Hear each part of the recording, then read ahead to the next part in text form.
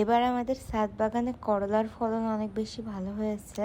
2-3 সপ্তাহ পর পর আমরা আমাদের বাগান থেকে অনেক করলা সংগ্রহ করতে পারি। আর এই করলার সিজনও কিন্তু এখনই। এখন যদি করলা গাছ লাগানো হয় তাহলে বেশি পরিমাণ করলা পাওয়া যাবে। আমাদের ছাদ বাগানে এই করলাটা কম বেশি সারা বছরই থাকে, কিন্তু এখন যেহেতু করলার সিজন তাই এখন বেশি পরিমাণে হচ্ছে। যদিও এই সবজি আমার একদমই পছন্দের না, কিন্তু আমাদের বাগানের যে কোনো কিছু আমি খেতে মিস করি না। করলা কিন্তু আমাদের শরীরের জন্য অনেক বেশি উপকারী। এর পুষ্টিগুণ এবং উপকারের কোনো শেষ নেই।